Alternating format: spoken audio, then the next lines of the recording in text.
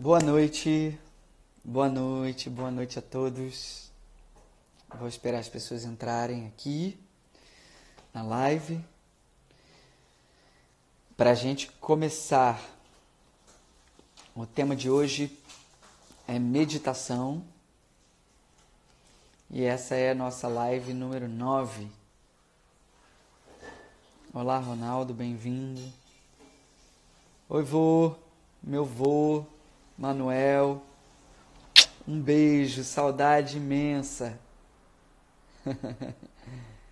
Bom, então, eu vou esperando as pessoas entrarem aqui, esperar só mais um pouquinho. Enquanto isso, eu já vou falando um pouquinho sobre essa proposta chamada Oi Mãezinha, tudo bem? Boa noite.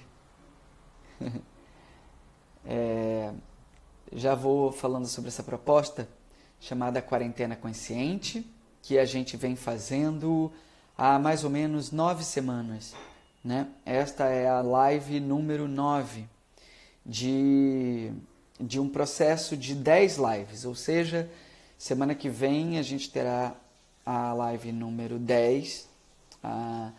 O tema da live da semana que vem é arte como carruagem, que é uma das propostas que me interessa aqui nesse trabalho. Para começar a noite de hoje, eu vou falar um pouquinho sobre como foi esse processo até aqui. A gente trouxe temas que de alguma maneira perpassam todos os sistemas espirituais, temas que estão presentes na maioria dos sistemas espirituais ao redor do mundo, porque são temas abrangentes, são temas que estão muito ligados à natureza humana, ao processo de autoconhecimento, de transformação. Esse tema de hoje é a meditação. Tem mais 8, vale a pena vê-los, estão no YouTube, no meu canal do YouTube, Fábio Henriques. Então vão lá no canal, se inscrevam, botem lá o sininho, curtam os vídeos, deem uma revisada, olhem o material, porque tem muita coisa e a live de hoje, ela é na verdade uma compilação também de todo esse trabalho que eu vim fazendo até aqui. Bom, tem muitas pessoas interessantes, legais, amorosas, queridas, conhecidas entrando aqui. Minha tia, mais uma vez, que alegria, que bom que você está aqui, tia Dilma. Tem muita gente bonita, especial. Bom, então, a quarentena consciente foi esse processo que culmina na live de amanhã, e a gente vem falando sobre espiritualidade e sobre como isso também pode ser relacionado com a arte. Estamos aproveitando o fato de estarmos num isolamento social para olharmos para nós mesmos, identificarmos aquelas questões que são necessárias para a nossa felicidade, para a nossa paz, harmonia. Então, começando, o tema de hoje é meditação. E ele se completa muito, ele complementa o tema da live anterior, que foi atenção plena, né?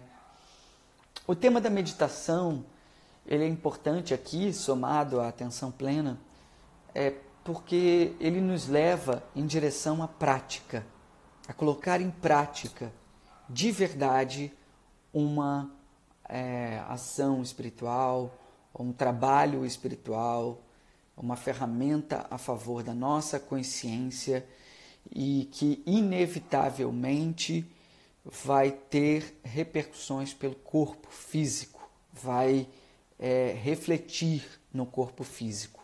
O nosso estado mental, ele acaba influenciando diretamente no nosso veículo corporal. E a gente não tem só o corpo físico, mas nós temos alguns corpos, né? O corpo físico, o corpo astral, o corpo emocional, o corpo dos sentimentos, o corpo sensorial, né?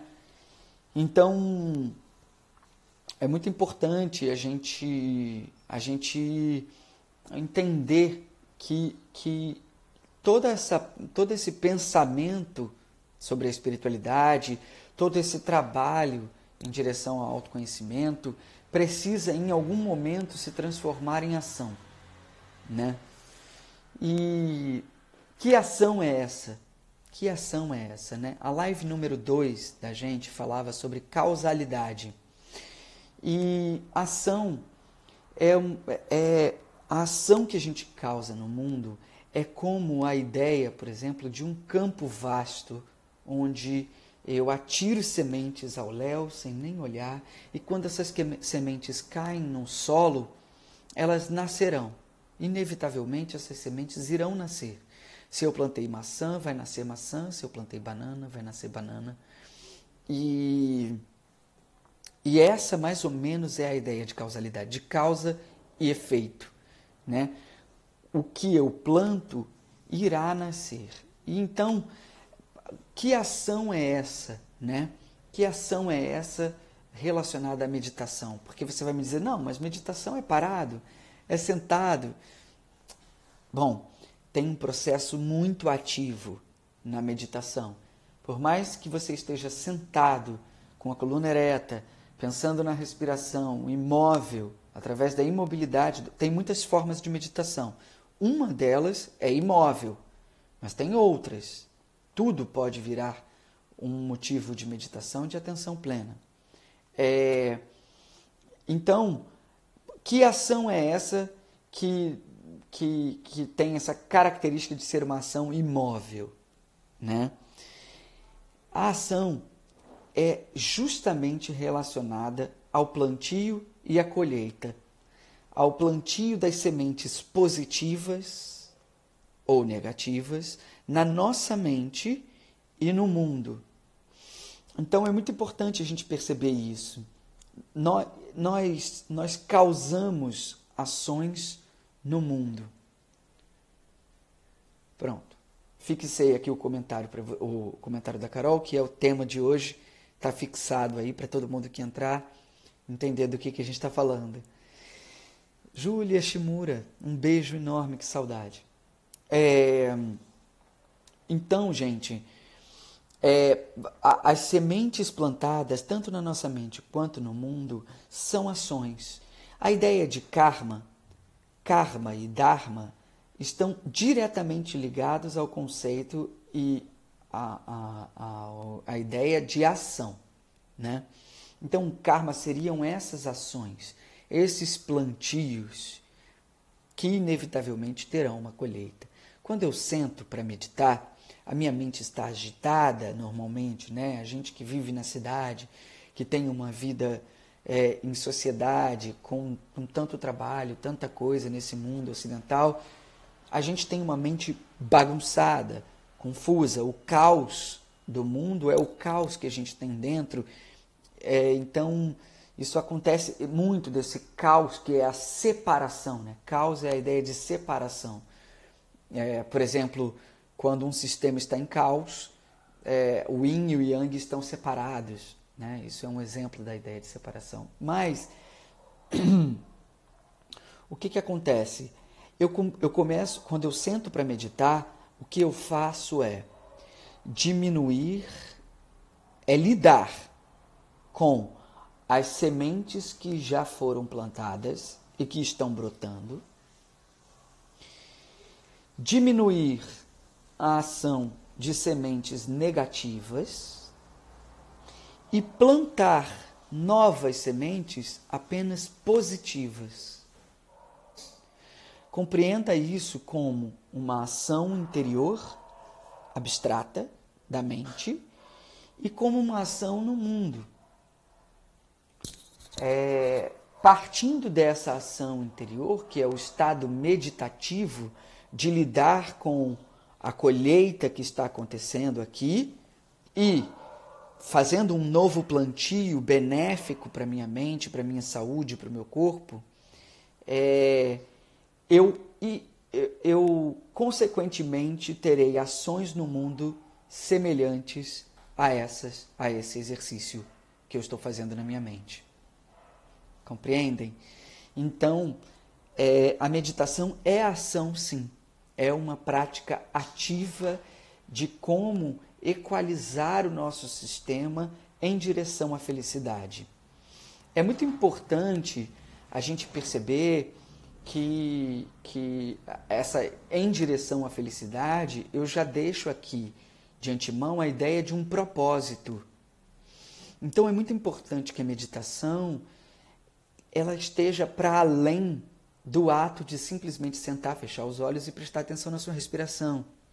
Se há um propósito maior, que seja religar novamente a minha natureza com a unidade, com o cosmo, que seja ser uma pessoa benéfica para outras pessoas e fazer bem aos outros e ter sempre uma atitude compassiva, que seja tirar o estresse do meu mundo interior e relaxar, e conseguir de verdade relaxar para não causar sintomas físicos no corpo, ou seja, saúde, sempre é alguma coisa, de alguma forma, ativa, né? Então eu começo com isso e começo com o sentido de onde teria vindo essa palavra meditação, né? Ela teria vindo do sentido da palavra bhavana em Pali, para os budistas. Diogo, eu não consigo. Obrigado, Diogo. Obrigado. O olho é a janela da alma. Se ele está te fazendo bem, é sinal de que eu fiz o meu trabalho de casa direitinho hoje, né? Mas o que acontece aqui de importante para a gente perceber é que o sentido dessa palavra vindo do Oriente, né, bhavana, ela é o sentido de meditação, mas essa palavra ela significa em Pali cultivo, cultivar. Então, já estabelece a ideia da mente como um campo a receber sementes, negativas ou positivas. Bom, só para a gente não parecer moralista no sentido de sementes positivas, negativas, não vem de um lugar moralista, vem de um lugar a partir daquela ideia que eu falei do propósito. Se o meu propósito está em direção a fazer com que todos os seres sencientes se iluminem, né? Para além da minha própria iluminação, fazer com que todas as pessoas alcancem a iluminação. Esse propósito é um propósito elevado, é um propósito que move já essa intenção do benéfico ou hábil, ou maléfico ou inábil. O que é hábil para alcançar o meu propósito e o que não é hábil para alcançar o meu propósito. Então, o cultivo dessas sementes nos conduzem numa estrada em direção ao meu propósito. Então, isso é muito importante na meditação.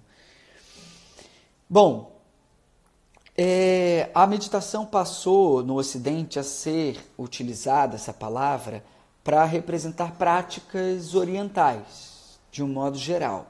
Então, muitas práticas acabaram sendo incluídas nesse sentido de meditação, né? Esse termo sobre essas práticas orientais podem estar vindo do hinduísmo, que seria dhyana. Dhyana seria o termo que aglutinaria essas práticas orientais, muito mais do que bhavana, muito mais do que meditação mesmo, né, do que o sentido de meditação em si. É porque se popularizou a palavra, então a gente compreende ela num amplo sentido que às vezes se confunde, né? É importante que fique aqui mais claro o sentido original de bhavana, de cultivo, de cultivar, né?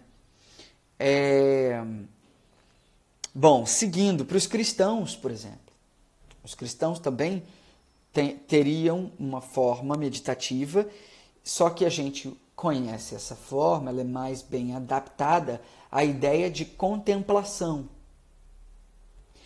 Percebam que eu falo sobre muitos sistemas. Eu falo sobre muitos sistemas espirituais aqui. Oi, Luiz. Boa noite, querido. Um beijo, amado. Temos ainda uma conversa para fazer sobre aquele livro. Então, assim, percebam que eu falo sobre muitos sistemas espirituais ao longo das lives. Essa é a 9ª. Lá no YouTube vocês podem ver. Tem muitos sistemas espirituais citados. Esses sistemas espirituais, para mim, eles servem muito como orientação, ferramenta e norte em direção a um estado contemplativo, a um estado de relação com o infinito, com o sagrado, mas eles sempre trazem alguma coisa em si de humano, porque os sistemas são criados pelo homem. O espiritual, o divino, o sagrado, o imponderável, independe da raça humana, né? Para existir, sempre esteve lá, simplesmente é, né? Mas os sistemas, sim, são humanos. Então, eles têm sempre alguma falha em si, tem sempre algum ponto que não vai se adaptar à sua natureza. Então, por que o estudo comparativo de religiões ou desses sistemas espirituais muito antigos acaba nos fazendo bem, acaba nos conduzindo para um estado de felicidade, de harmonia? Porque você vai encontrando dentro de cada sistema a melhor forma de conexão para você.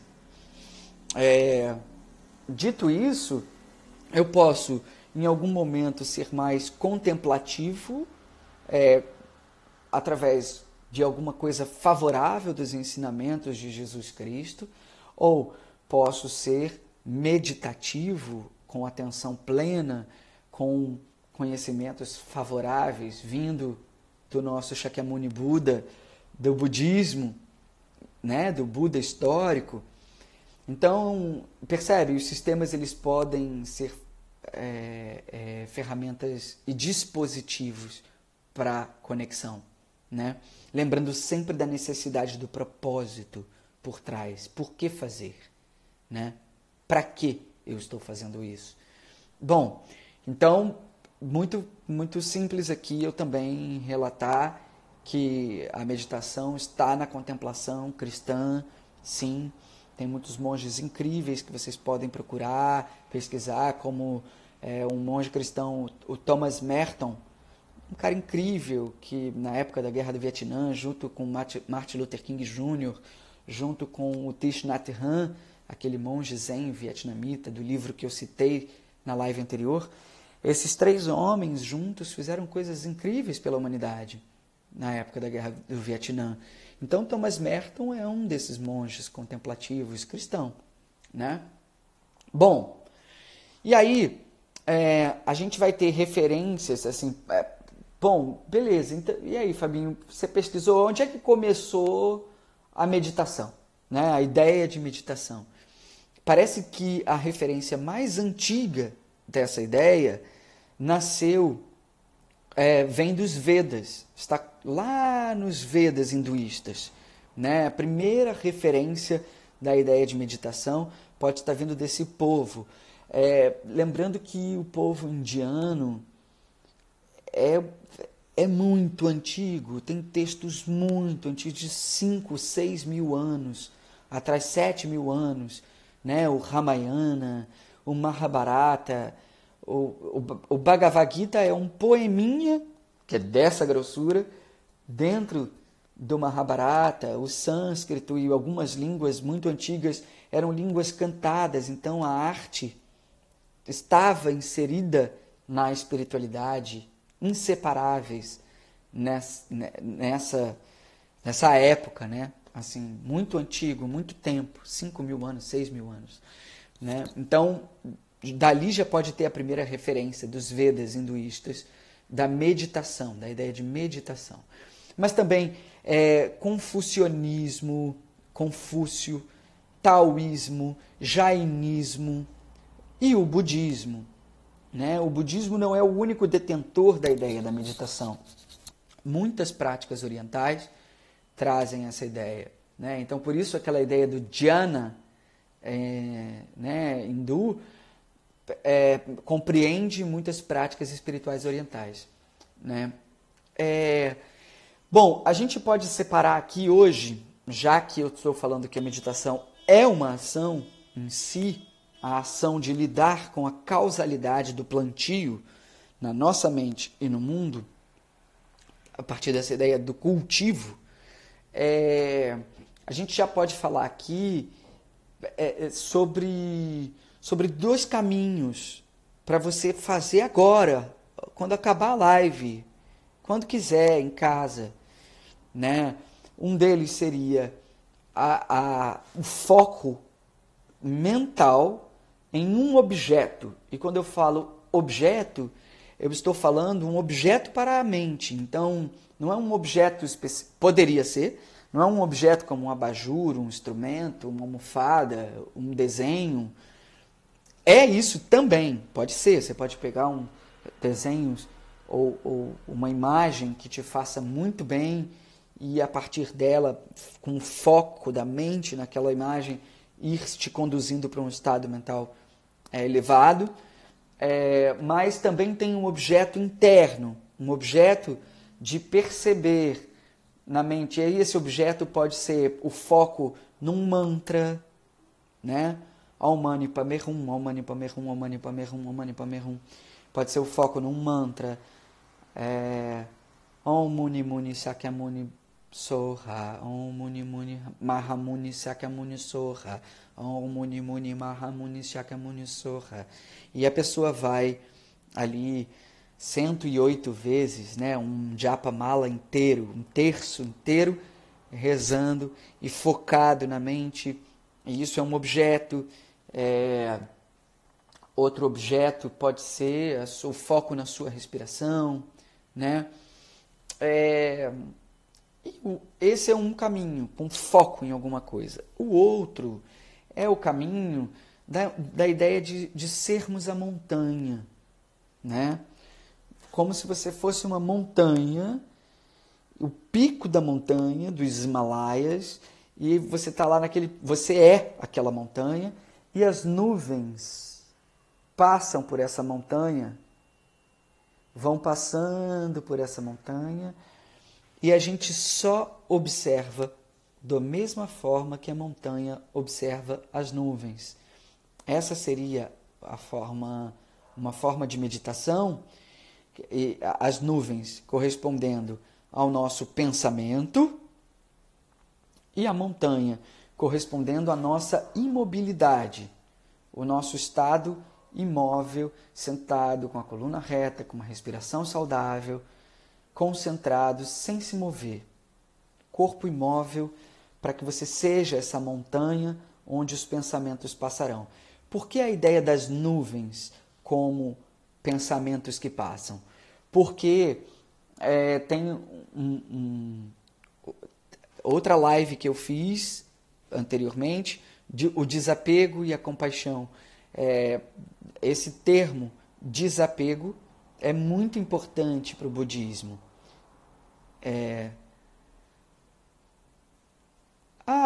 Que bom, tia, boa viagem.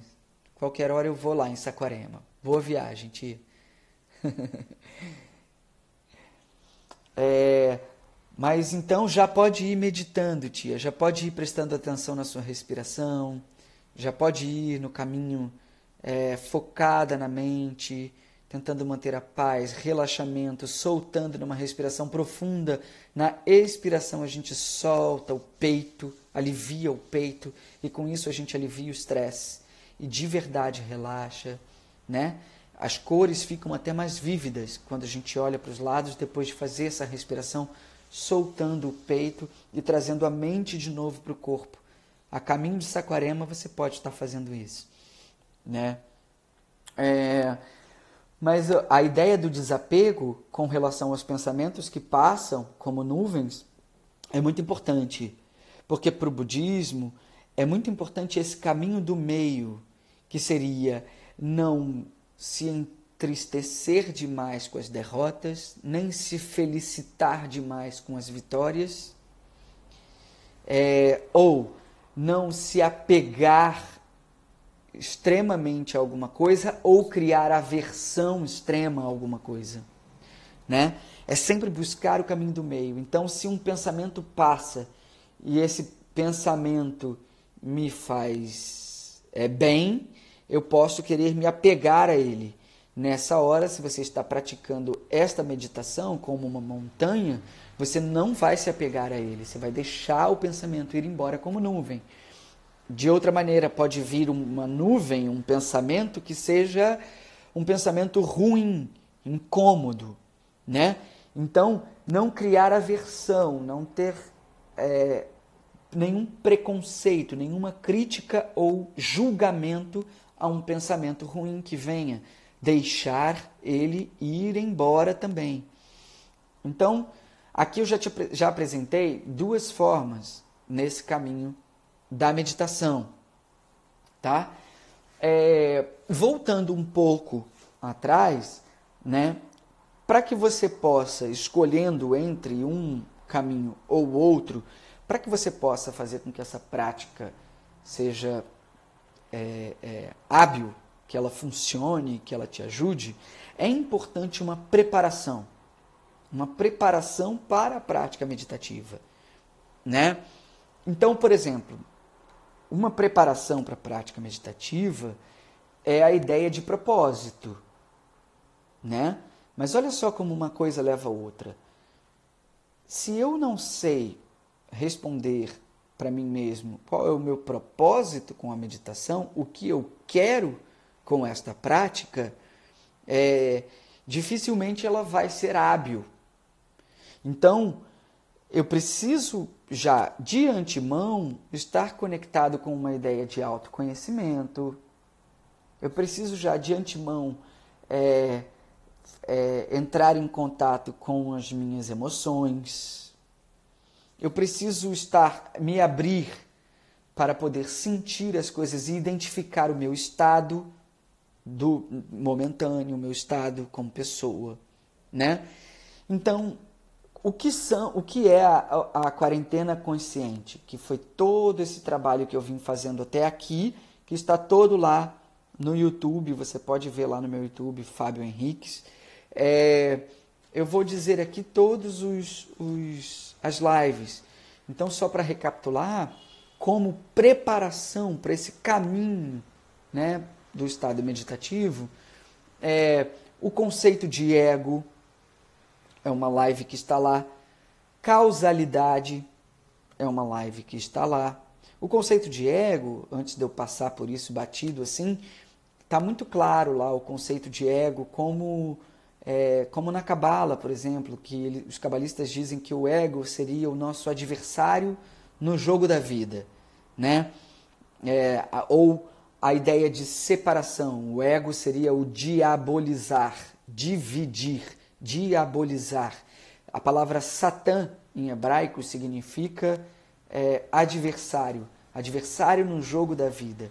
Então, compreende que não é um homenzinho de chifrinho, com rabinho, com tridente. Não tem nada disso, né? Assim, o mal para mim seria só a ausência de luz. E esse, inclusive, é o tema da live que vem depois dessa daqui, às 20h30, comigo e com o Diego Fernandes. A gente vai falar sobre bem e mal. Mas o trabalho com o ego de tirar as cascas que impedem a nossa luz de brilhar essencialmente como ela é. Então, é uma live que está lá, live número 1. A live número 2 é sobre a causalidade, tem muito a ver com esse sentido que eu dei aqui do campo vasto e das sementes que eu atiro no campo e que vão nascer inevitavelmente, né? Então, é o paradoxo do livre-arbítrio ou destino, as duas coisas ao mesmo tempo, essa ideia de causalidade está muito ligada à ideia de karma e está lá na live número 2 no YouTube. A live número 3 foi sobre o desapego e a compaixão. A compaixão como um propósito, não ter mais o mecanismo da indiferença. Na vida em sociedade, a gente foi gerado pelo poder, seja lá por quem for, pelo próprio ser humano, um mecanismo da indiferença para eu não conseguir ter um coração compassivo para um irmão que está passando por uma situação difícil. Por quê? Porque se eu crio competição ao invés de cooperação, é muito mais fácil dominar um povo. É muito mais fácil dominar. Então, a ideia de compaixão é derreter o meu coração diante do sofrimento de um outro ser humano, né? Essa ideia de compaixão, ela une, ela não separa. E isso está próximo da ideia de propósito que a gente está falando aqui. Bom, se eu tenho o propósito da compaixão com a ideia de desapego, que seria aquela montanha que não cria nem aversão, nem se apega a nenhum pensamento, simplesmente se mantém observando firme. Então, o desapego como uma ferramenta também muito importante. Está lá na live número 3. A live número 4 foi sobre o poder da palavra, né? Porque a palavra nasce do coração. A palavra nasce do coração. E muitas vezes a palavra acaba se tornando, plasmando coisas no mundo. Então a gente tem que ter muito cuidado com a nossa palavra. Os cabalistas dizem, por exemplo, que quando a gente fala mal de alguém, sem que a pessoa esteja ali para se defender, eu estou matando aquela pessoa aos poucos. Compreende a importância da nossa palavra? A palavra também pode estar presente num julgamento que eu faça sobre alguém. Fulano é tal coisa, né? Eu julguei, eu disse que fulano é assim ou assado. Nesse momento, pode ser que essa palavra esteja identificando uma projeção das suas sombras que você atirou no mundo físico diante dos seus olhos, uma pessoa que apareça na sua frente, seu companheiro ou companheira, ou um chefe de trabalho, ou o filho ou a mãe, né? E aí você projeta no outro uma imagem sombria sua, algo sobre você mesmo que você carrega e que você não quer ver ou não tem coragem de ver e simplesmente joga para uma sacola aqui atrás, que seriam os nossos resíduos sombrios, né? Muito bem revelado pelo Jung, né? Pelo Carl Gustav Jung, o criador da psicologia analítica. Bom, então, o poder da palavra, muitas vezes a palavra revela esse julgamento. Falar demais, fazer fofoca, falar dos outros, jogar palavra fora, né? Fazer a palavra não ser sagrada, né? Assim, a boca fala do que está cheio o coração. Então, o poder da palavra está lá, como outra live, a live número 4. A live número 5 foi sobre ética e amor próprio, né? Amor próprio como um ponto de partida para compreender e sentir amor, né? E amor aqui compreendido como uma lei universal, uma lei cósmica universal, que seria o elo entre todas as pessoas, o elo entre todas as coisas. Por isso, o perigo da indiferença. Porque a indiferença não gera pontes, ela gera muros, né? E o amor, ele gera pontes, ele liga o meu coração ao seu. Então, primeiro sentir amor, evocar amor, despertar amor em nós, né? Eu não sinto amor por alguém dizendo eu te amo. Eu digo, estou sentindo amor e compartilho contigo esse sentimento, que é infinito, que é universal, que é uma lei cósmica, que está na natureza, né? A Terra, a Mãe Terra, Gaia, é profundo amor, o planeta Terra, né? Bom, então a ética seria uma outra coisa importante, que tá ética e amor próprio. Lá nessa live vocês podem ver também, eu falo sobre ética, falo sobre a ética como liberdade e não como a ética como como é que se fala? Uma cartilha que tenha a regra 1, 2, 3, 4 a seguir, né? Cartilhazinhas a seguir. A ética não é isso. A ética nunca pode ser algo preso, porque se eu tivesse uma cartilha ética para seguir, amanhã ela já não funcionaria mais, porque tudo é impermanente, né? A ética é liberdade, liberdade de poder decidir diante de um dilema ético que posição tomar. Isso é humano. E a angústia que se sente diante do dilema ético é uma angústia saudável que o homem está plastificando, está perdendo essa angústia saudável diante dos dilemas éticos. Então, ética e amor próprio, está lá essa live também. A live número 6 fala sobre o meio de vida e o impacto no mundo. Então, percebe, tudo isso eu estou falando como preparação para a meditação. Somente para a gente sentar e meditar, tudo isso que eu estou dizendo aqui são conceitos, ideias, coisas que precisam me atravessar como ser humano. Se eu estou existindo, se eu quero aproveitar completamente a oportunidade de estar vivo, eu preciso atravessar esses temas pelo meu corpo, pela minha mente, né? Eu não posso estar alheio, indiferente a coisas tão importantes num momento tão crucial da humanidade de grande transformação como o que nós estamos passando agora, né? Então, o meio de vida e o impacto no mundo é a consciência de que não estamos separados, não estamos diabolizados, divididos da natureza, né?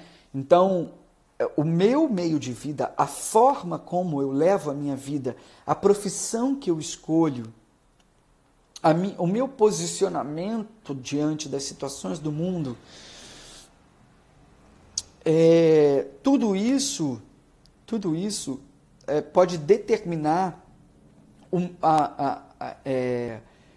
a qualidade das minhas relações. Elas podem ser menos tóxicas a partir do momento que eu escolho a forma como eu quero viver e que essa forma esteja completamente conectada com o mundo dos 99%, o mundo do imponderável, com o espiritual, com que essa forma não me separe de outro ser humano, não me separe da natureza, não me separe da Amazônia, por exemplo, né? Então, o meu meio de vida, a forma como eu levo a vida, se ela não é degradante, se ela não mata pessoas, se ela não é uma forma que violenta outros seres, se ela não é uma prática, o meu meio de vida, se ele não causa dor e sofrimento a outras pessoas. Porque, percebe, não tem a ver com moralismo, tem a ver com causalidade. Quando eu planto uma semente de dor, sofrimento e morte, eu vou colher o quê? Para a minha própria vida. Dor, sofrimento e morte. É inevitável. É a energia que eu estou gerando. Nós não estamos separados. Então, o meio de vida impacta sim o mundo. Que profissão eu escolho? Agora, por exemplo, é um momento em que muitas pessoas estão mudando de profissão, porque estão tendo tempo de olhar para si mesmas, diante de um isolamento social, de uma quarentena, de um momento difícil que nós estamos passando. Então, toda vez que nós passamos por um momento surpreendente, difícil, inesperado, isso faz com que a gente volte para dentro e reflita sobre como estamos levando as nossas vidas e se a gente quer continuar fazendo as mesmas coisas, né? Então, a busca por um meio de vida que não cause nem dor, nem sofrimento, nem morte, já é um grande caminho, né? Provavelmente a sua meditação será mais leve, mais eficaz, né? A ecologia mental, né? E no Ética e Amor no Meio de Vida e Impacto no Mundo, nesse vídeo que está lá no YouTube, vocês vão ver que eu falo sobre permacultura e biorregionalismo como caminhos para essa existência. E ecologia mental como justamente isso que eu estou falando aqui, como limpar a nossa mente, como não ter a consciência pesada. Sabe essa ideia da consciência pesada, né?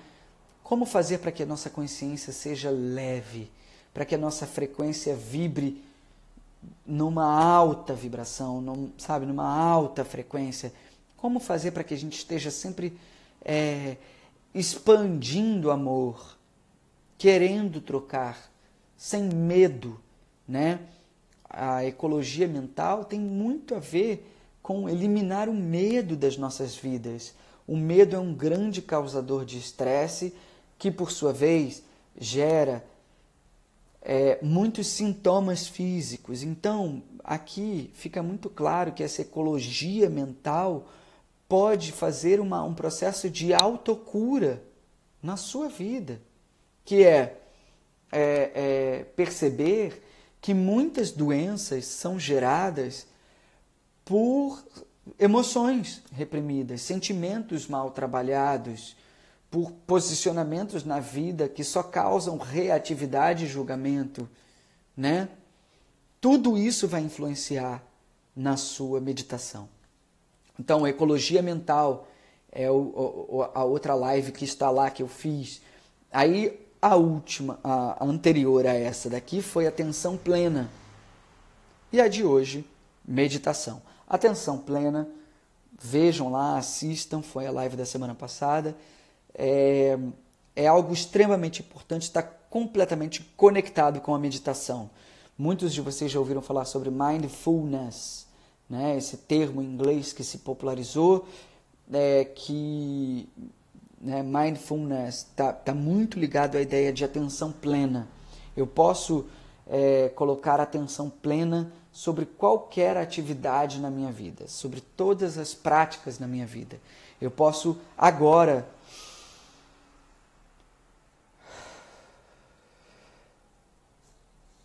respirar, soltar o peito, voltar para a minha mente, trazer a mente para o corpo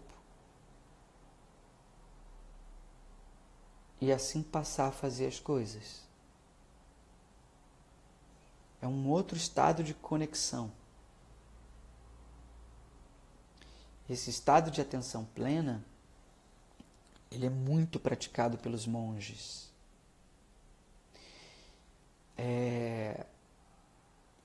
E a informação chega muito mais presente, muito mais firme do que querer empurrar, né? Empurrar conhecimento, empurrar outras pessoas. Simplesmente respirando e soltando, eu me coloco aqui e agora, no momento presente. E isso faz com que a qualidade da minha vida seja completamente diferente, né? Eu me torno menos reativo, mais proativo. E aí, chegamos até a live de hoje, que é meditação. Bom, então, tudo isso que eu falei cria circunstâncias e causas e condições favoráveis à prática da meditação. E aí, junto com isso, vem a ideia de corpo e casa.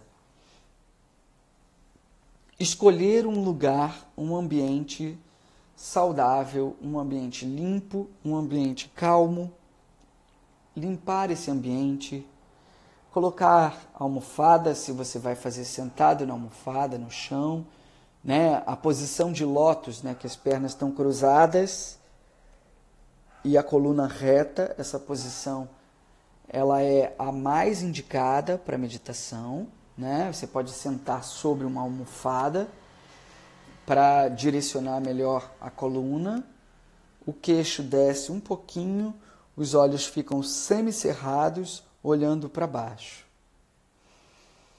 E foco na respiração antes de começar qualquer coisa, inclusive na vida, né? Se você já vive na atenção plena, provavelmente a meditação vem muito mais rápido. Mas escolher o lugar, limpar a casa, né? E aí não é só a casa física, mas tudo isso que eu falei aqui das lives está limpando sua casa, corpo, templo. E a sua casa, corpo, templo pode estar perfeitamente preparada para receber o estado meditativo, para receber esta prática ativa de transformação interior, né? Então, a escolha do lugar, a escolha do ambiente, se você quer botar um altar diante de você com uma imagem que te remeta a uma referência, a um mestre. Normalmente os budistas colocam a imagem do Buda diante deles para meditar, reconhecendo no Buda uma referência, um caminho a seguir, né? Você pode ter o mar diante de você para meditar, você pode estar nas montanhas, você pode estar no metrô, no meio de uma pandemia, indo trabalhar, você pode estar entregando coisas, ser um entregador, né? E estar conectado com o seu centro, respirando, tentando tirar o estresse do trânsito. Então, muitas são as formas, mas é extremamente favorável que você escolha um ambiente calmo, tranquilo, onde você possa sentar em posição de lótus. E nesta posição de lótus, para meditação, coluna reta, olhinho baixo, queixo um pouquinho para baixo também, respiração contínua, constante, suave. E aí, o corpo, né, ele pode ser preparado e ele é esse templo casa para a meditação, né, que vai receber a meditação. Então, práticas que integrem os corpos físico, emocional, sensorial, astral. Existem práticas físicas que conseguem agregar os corpos, que conseguem equilibrar os corpos, né? Então, a prática do Qigong, a prática da yoga, né? A prática do Tai Chi Chuan, alguma arte marcial benéfica, né? Positiva, assim como o Aikido, né? São práticas que nos trazem para o centro, são práticas que colocam o corpo numa disposição para o estado meditativo, né? Que são práticas que geram união. Toda prática física que gerar união, provavelmente ela vai estar movimentando energia, e essa energia vai estar movimentando o sistema circulatório, respiratório, muscular, ósseo, e tudo isso. Todos os corpos, porque nós temos aqui, diante de nós, aqui o nosso corpo físico, nós temos uma máquina, um veículo, uma carruagem. Para quê? Para alcançar um estado de felicidade. É fato, né? As 4 nobres verdades budistas são muito interessantes nesse sentido, porque é fato que todo ser senciente não quer dor e sofrimento. E quer a felicidade, cada um da sua maneira. Não existe um mal que exista independente do bem, da luz, sei lá, né? Existe a falta de luz, a ausência de luz, né? Então, essa conexão com o corpo saudável, então já vai também para a alimentação, o que eu como, né? Como é o meu banho, como é o meu asseio, como é o meu cuidado físico com o corpo, como tudo isso vai favorecer o seu estado meditativo. E aí, chegando nesse ponto, deixa eu saber aqui, amor, que horas tem ali, você tá vendo? Faltam 10 minutos, que bom. Bom, Então, gente, o livro que eu indiquei na semana passada, né, eu indiquei 2 livros na semana passada, Atenção Plena e O Milagre da Atenção Plena, do Thich Nhat Hanh, que eu simplesmente ganhei de presente da minha mãe, maravilhosa, que me mandou aqui para casa o livro que eu indiquei na última live. E aí, foi muito importante que esse livro viesse, porque agora vem a ideia da meditação aqui, e eu quero deixar aqui para vocês de presente a fala do próprio Buda, do Buda Shakyamuni, no Dhammapada, o texto que revela os ensinamentos do Buda. Ele ensina muitas coisas, são muitos sutras, né? Muitos ensinamentos. Esse aqui é o Anapanasati Sutra, esse que eu vou falar agora, né? Eu não sei nem falar porque é uma língua muito difícil, mas o Buda estava meditando diante dos seus bhikkhus, que ele chamava, os seus monges, os seus alunos, e num determinado momento ele parou e disse para os alunos como era a prática da meditação e da atenção plena e da respiração para alcançar esse estado.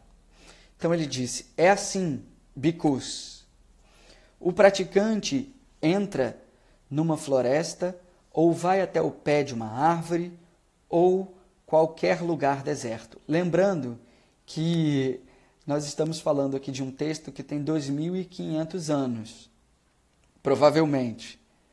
Então, quando ele diz que vai até o pé de uma árvore ou qualquer lugar deserto, retirem toda a ideia que vocês têm de civilização ocidental, né?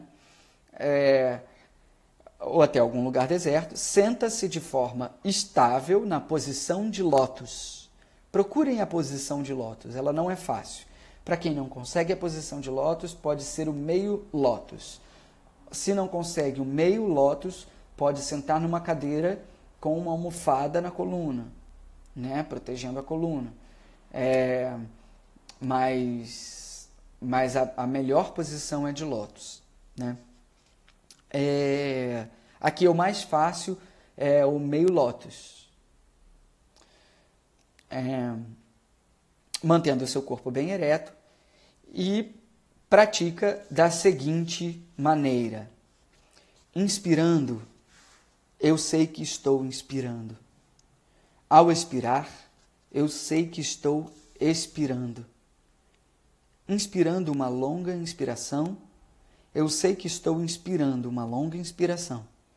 Ao expirar uma longa expiração, eu sei que estou expirando uma longa expiração.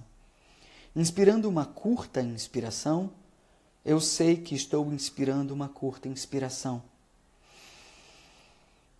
Ao expirar uma curta inspiração, eu sei que estou expirando uma curta expiração. Inspirando, estou consciente do meu corpo como um todo. Ao expirar, estou consciente do meu corpo como um todo. É assim que ele ou ela praticam. Inspirando, eu acalmo todo o meu corpo. Ao expirar, eu acalmo todo o meu corpo. É assim que ele ou ela praticam. Inspirando, eu me sinto contente. Ao expirar, eu me sinto contente. É assim que ele ou ela praticam. Inspirando, eu me sinto feliz. Ao expirar, eu me sinto feliz. É assim que ele ou ela praticam. Inspirando, eu estou consciente das minhas formações mentais. Ao expirar, eu estou consciente das minhas formações mentais. É assim que ele ou ela praticam. Inspirando, eu acalmo as minhas formações mentais. Ao expirar, eu acalmo as minhas formações mentais. É assim que ele ou ela praticam. Inspirando, eu estou consciente da minha mente. Ao expirar, eu estou consciente da minha mente. É assim que ele ou ela praticam. Inspirando, minha mente fica feliz. Ao expirar, minha mente fica feliz. É assim que ele ou ela praticam. Inspirando, minha mente fica concentrada. Ao expirar, minha mente fica concentrada. É assim que ele ou ela praticam. Inspirando, eu liberto a minha mente. Ao expirar, eu liberto a minha mente. É assim que ele ou ela praticam.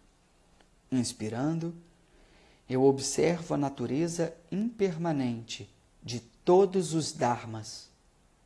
Ao expirar, eu observo a natureza impermanente de todos os dharmas. É assim que ele ou ela praticam. Inspirando, eu observo o desaparecimento do desejo.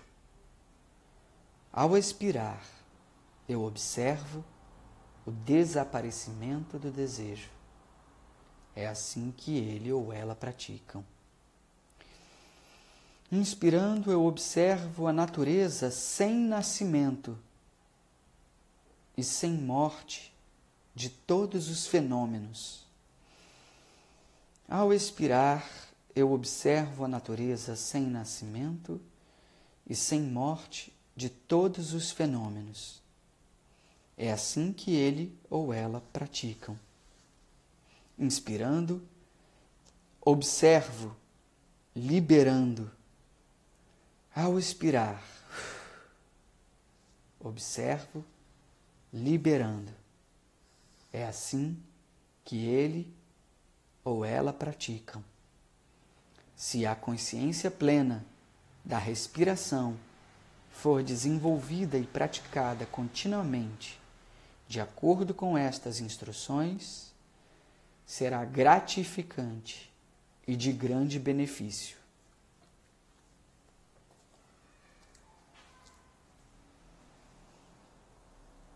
Bom,